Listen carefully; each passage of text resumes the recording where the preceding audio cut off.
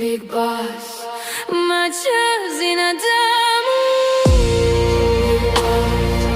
maisha haramu, nani atabaki mlishoni?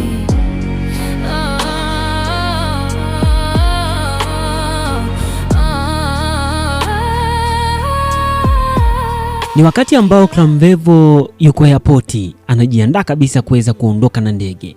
Sasa kabla sija kufahamisha kwamba ni simu gani aliyoweza kuipokea, ni kujuze tu kwamba safari yake ilikuwa ni kuelekea Ulaya. Ikumbuke kuwa Mkango aliweza kumshauri kwamba aweze kuelekea Ulaya, ambapo ndipo makao makuu ya hicho chama chao, kisha aweze kukutana na mkubwa kabisa, aweze kumuongezea siku 666 ambazo zitakuwa ni zaidi ya miaka miwili hivi approximation. Kwa hivyo hiyo ndio ilikuwa safari yake ya kwenda kule. Sasa kuna kitu cha kunoti hapo, wakati yupo kwenye ndege anataka kupaa, akapigiwa simu, akaelezwa habari ambazo zimemfanya akate tamaa na ambazo zitasababisha aweze kuahirisha safari yake. Ikumbuke kabisa ni kwamba tuliweza kuona kati ya mgongano kati ya Mkango pamoja na huyu ambaye ni tuliona utofauti, tuliona wakigombana au wakizozana Mkango pamoja na Bailam, ambapo katika mazozano hayo walizungumza vitu vingi sana, lakini cha kunoti ni kwamba Mkango alikuwa akionywa kwamba hata kama ni mwanachama, lakini kuna baadhi ya vitu hataki kuweza kuvifanya. Sasa hapo ndipo kwenye pointi kwamba alimshauri Clamvevo aweze kwenda kule. Sasa hicho kitu ndicho ambacho Bailam alikuwa hakitaki, kwa hivyo akampigia simu kwamba aailishe safari, aweze kubaki, lengo zima aweze kutimiza masharti yake ya kuweza kumbaka mama yake. Siku zinayoyoma takribani leo ikiwa ni siku ya 13, zimebakia siku chache kweli kweli. Kumbuka alipewa siku 14. Kwa hivyo kwa sasa zimebakia siku chache sana, na baada hapo Clamvevo atafariki, na akifariki basi kwa kweli ndio sterling wa movie inakuwa imeisha. Sasa je, atafariki kweli? Basi ni kualika moja kwa moja, hii ni Bongo Movie Night, ikisempekea ambao tunazungumza uchambuzi. Kama ni mara yako ya kwanza kufika hapa, kitu msingi kwamba hakikisha unakuwa na sisi kwa kubonyeza neno subscribe, hii ikiwa ni ishara ya upendo.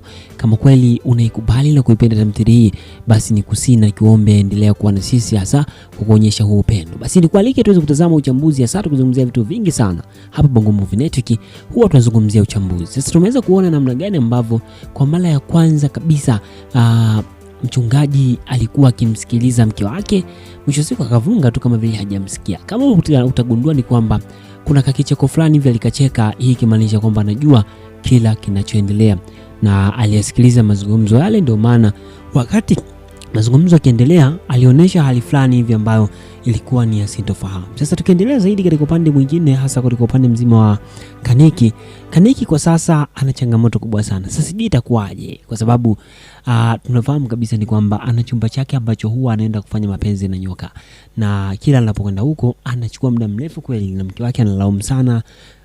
Kaniki anajitetea kwamba huko ndani kunakuwa na kuwajibu meseji, kucheki mafaili, lakini wakati anaaga anasema kwamba anaenda kufanya mahesabu.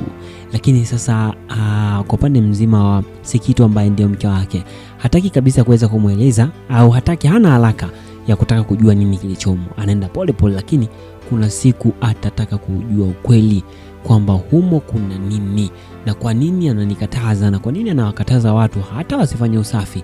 Kwa nini fungua hicho chumba inafichwa vibaya mno? Hicho ndicho kitu cha kipekee sana ambacho lazima atakifuatilia. Hapo ndipo ambapo mambo yatakuwa balaa kinomanoma. Hapo ndipo atakapochanganyikiwa. Tunajua kabisa kwamba Mgaya ndio hivyo, alijichanganya akakwenda na maji, lakini pia wengine wanazidi kusonga mbele. Tuendelee kuenjoy na kutazama na kufurahia kinachojili. Lakini pia tumeweza kuona namna gani ambavyo hasa kwa Matula akiwa na stress na mawazo zaidi, mama mke wake anamuaga. Sasa hii inakwenda kuleta sura mpya, hasa kwa upande mzima wa namna ambavyo Chia atakavyoishi pale kwa sasa, kwa sababu mama yake kuondoka. Sasa mateso yanakwenda kuzidi, yani kuanzia sasa atakuwa anakatazwa, anafanyiwa vitu vivi, anateswa, anafanyeje. Kwa hiyo ili kusudi tu aweze kuondoka. Kumbuka tayari Matula alishamwambia baba yake kwamba yupo tayari na ana mipango kuweza kuachana na Chi. Kwa hivyo hilo lipo hewani kabisa na linaelea, muda wote litatokea kwa sasa, kwa sababu pia mama yake kaondoka.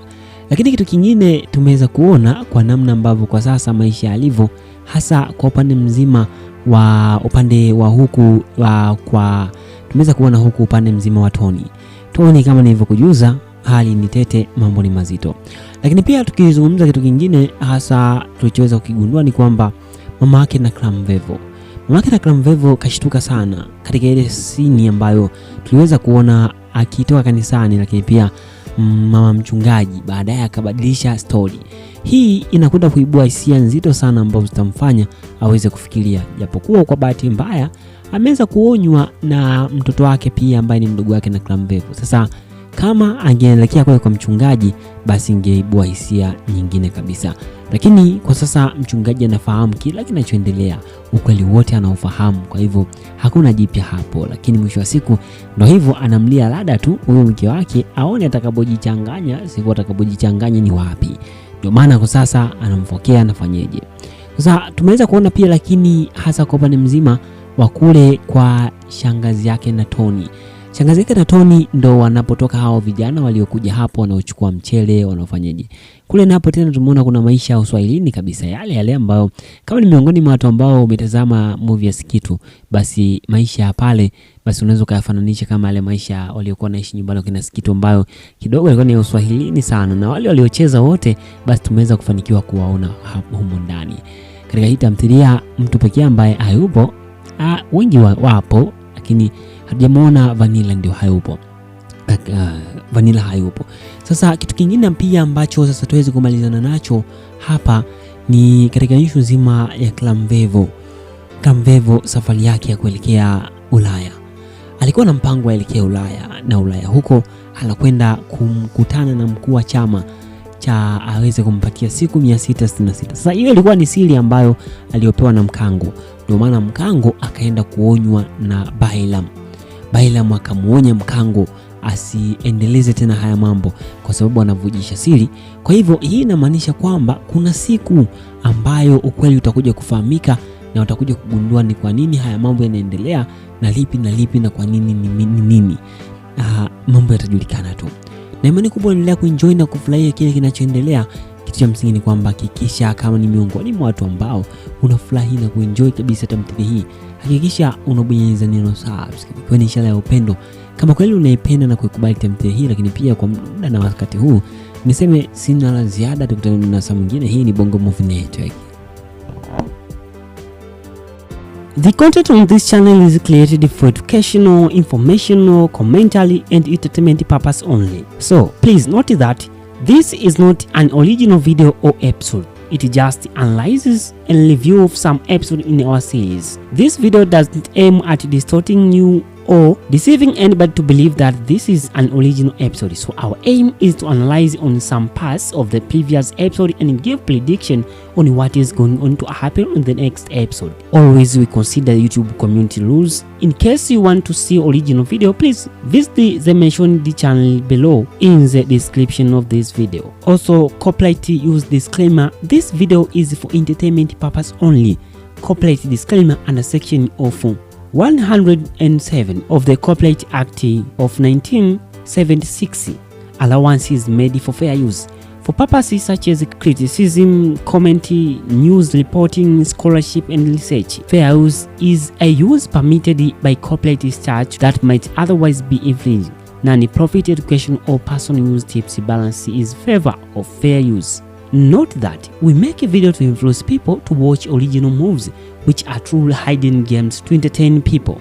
This video is all about explaining the movie from our own point of view. For explanation, we have used most of the video clips from the movie for better understanding. For video clips, all credit go to the movie owner. And the footage in this video has only been used to communicate a message which will be understandable to the audience. According to my knowledge, it is fair use under the review and commentary section. We do not plan to violate any rights. Our video is not aiming on distorting the original video.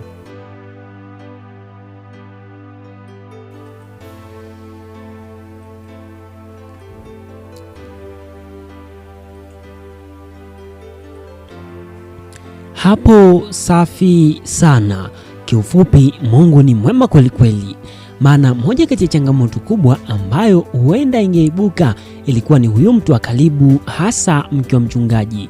Kwa siku ambazo zilikuwa zinafuata hapo, maana yake huyo mke wa mchungaji basi angeweza kumshawishi, lakini ameweza kushindwa. Kaamua mpigie Clamvevo na kumwambia aweze kumfanyia ajali au aweze kumpa ugonjwa, kitu ambacho ni kigumu. Sasa huenda ukajiuliza kwamba kwa nini Clamvevo kakataa au kapata hasira pindi alipoambiwa kwamba aweze kumtumia ugonjwa.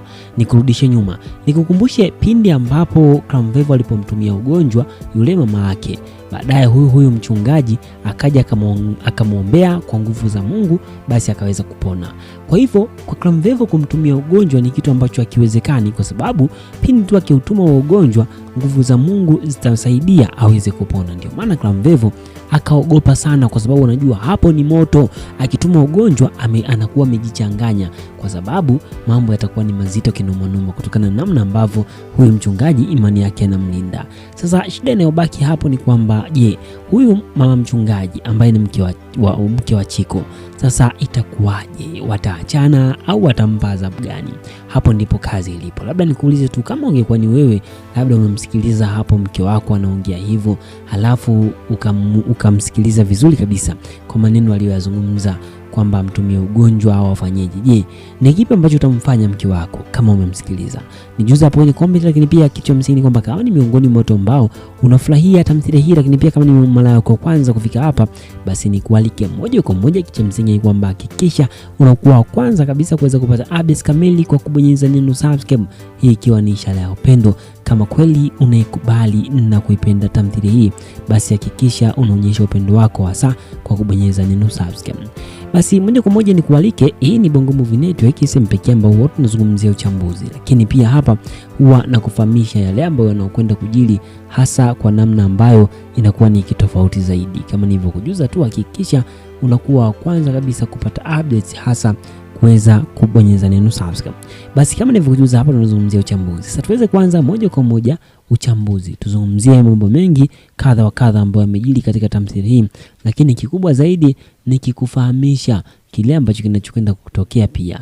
Sasa tumeweza kuona namna gani ambavyo kwa upande wa mchungaji na kufahamisha hapo, lakini tukimalizia ni kwamba hasa tukianza mwanzoni kabisa wakati movie inaanza, tuliweza kumuona pia wakati movie inaanza, tuliweza kuona Clamvevo ndio hivyo tena, alishindwa kule nyumbani, alishindwa kumuua mama yake, alishindwa kuenda kwa mama yake kwa sababu alikuwepo yule mdogo wake aliyekuja kutoka chuo. Kwa hivyo akashindwa jaribu lake. Kwa hivyo mziki bado ni mzito sana, kazi bado ipo. Kumbuka kwa wale ambao hawaelewi, huenda ukawa huelewi, labda umeanzia hii movie mwanzoni kabisa hauelewi ni kipi kinachojili, ni kwamba Clamvevo anatakiwa aweze kumbaka mama yake.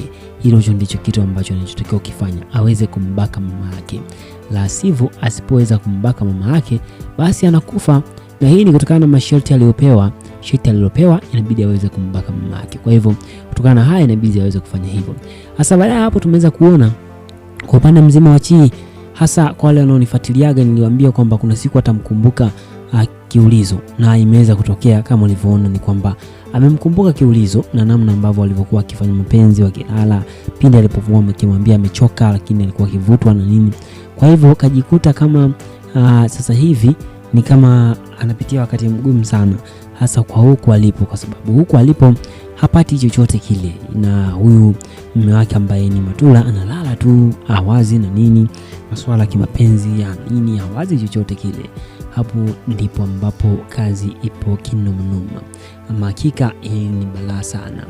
Sasa ukijaribu kuangalia kuna vitu vingi sana ambavyo vipo. Kwa hivyo moja kwa moja hapa inabidi Chi aweze kuona namna gani atafanya, kwa sababu kashaanza kukumbuka kule alikotoka, kashaanza kumkumbuka Kiulizo.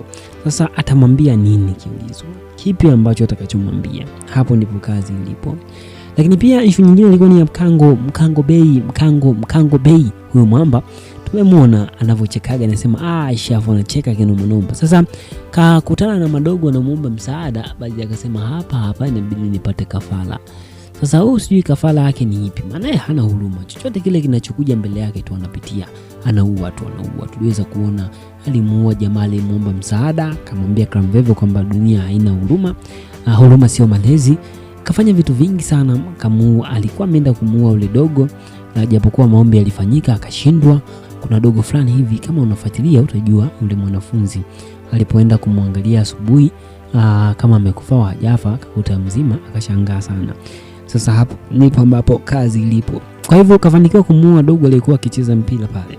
Lakini pia tuliweza kumuona huyo ambaye ni babake na Matola akiwa ameletewa kijana pale wa kumshauri, na huyo kijana aliyetumwa ni kwamba anatakiwa kuweza kuhakikisha anamshawishi baba yake waivunje hiyo ndoa iliyofungwa hivi majuzi.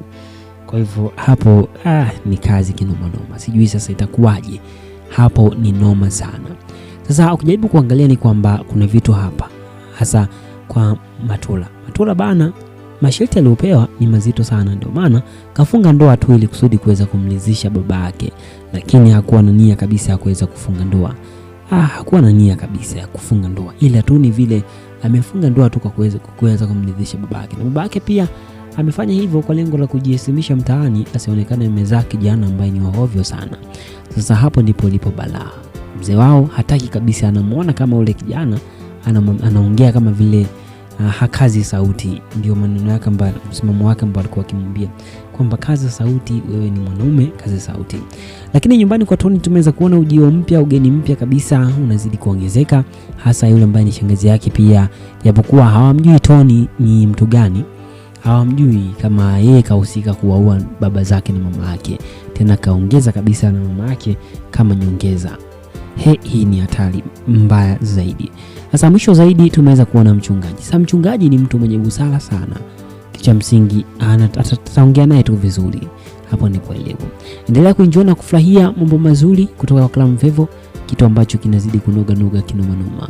Hapo utapata tamthilia ya Big Boss inapatikana kupitia channel ya Clamvevo, lakini hapa tunazungumzia uchambuzi, na hii ni Bongo Movie Network kisempekea ambao tunazungumzia uchambuzi. Kwa leo niseme sina ziada, tukutane na saa mwingine. Asante kwa kuona mimi.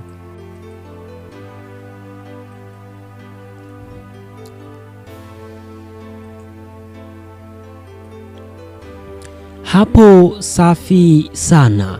Kiufupi, Mungu ni mwema kweli kweli. Maana moja kati ya changamoto kubwa ambayo huenda ingeibuka ilikuwa ni huyo mtu wa karibu, hasa mke wa mchungaji. Kwa siku ambazo zilikuwa zinafuata hapo, maana yake huyo mke wa mchungaji basi angeweza kumshawishi, lakini ameweza kushindwa. Kaamua mpigie Clamvevo na kumwambia aweze kumfanyia ajali au aweze kumpa ugonjwa, kitu ambacho ni kigumu. Sasa uende ukajiuliza kwamba kwa nini Clamvevo kakataa au kapata hasira pindi alipoambiwa kwamba aweze kumtumia ugonjwa. Nikurudishe nyuma, nikukumbushe pindi ambapo Clamvevo alipomtumia ugonjwa yule mama yake. Baadaye huyu mchungaji akaja akamwombea kwa nguvu za Mungu, basi akaweza kupona. Kwa hivyo kwa Clamvevo kumtumia ugonjwa ni kitu ambacho hakiwezekani, kwa sababu pindi tu akiutuma wa ugonjwa, nguvu za Mungu zitamsaidia aweze kupona. Ndio maana Clamvevo akaogopa sana, kwa sababu anajua hapo ni moto. Akituma ugonjwa anakuwa amejichanganya, kwa sababu mambo yatakuwa ni mazito kinomonoma kutokana na namna ambavyo huyu mchungaji imani yake anamlinda. Sasa shida inayobaki hapo ni kwamba je, huyu mama mchungaji ambaye ni mke wa Chiko, sasa itakuwaje? Wataachana au watampa adhabu gani?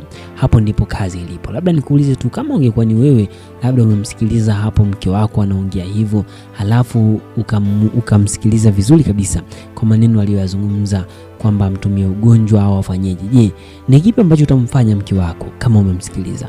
Nijuza hapo kwenye comment. Lakini pia kitu msingi kwamba kama ni miongoni mwa watu ambao unafurahia tamthilia hii, lakini pia kama ni mara yako kwanza kufika hapa, basi ni kualike moja kwa moja. Kitu msingi kwamba hakikisha unakuwa wa kwanza kabisa kuweza kupata updates kamili kwa kubonyeza neno subscribe, hii ikiwa ni ishara ya upendo. Kama kweli unaikubali na kuipenda tamthilia hii, basi hakikisha unaonyesha upendo wako hasa kwa kubonyeza neno subscribe. Basi moja kwa moja ni kualike, hii ni Bongo Movie Network, sehemu pekee ambayo wote tunazungumzia uchambuzi, lakini pia hapa huwa na kufahamisha yale ambayo yanayokwenda kujili, hasa kwa namna ambayo inakuwa ni kitofauti zaidi. Kama nilivyokujuza tu, hakikisha unakuwa wa kwanza kabisa kupata updates, hasa kuweza kubonyeza neno subscribe. Basi kama nilivyokujuza hapa tunazungumzia uchambuzi. Sasa tuweze kuanza moja kwa moja uchambuzi. Tuzungumzie mambo mengi kadha wa kadha ambayo yamejili katika tamthilia hii, lakini kikubwa zaidi ni kikufahamisha kile ambacho kinachokwenda kutokea pia. Sasa tumeweza kuona namna gani ambavyo kwa upande wa mchungaji na kufahamisha hapo, lakini tukimalizia ni kwamba hasa tukianza mwanzoni kabisa wakati movie inaanza, tuliweza kumuona pia wakati movie inaanza tuliweza kuona Clamvevo ndio hivyo tena, alishindwa kule nyumbani, alishindwa kumuua mama yake, alishindwa kuenda kwa mama yake kwa sababu alikuwepo yule mdogo wake aliyekuja kutoka chuo. Kwa hivyo akashindwa jaribu lake. Kwa hivyo muziki bado ni mzito sana, kazi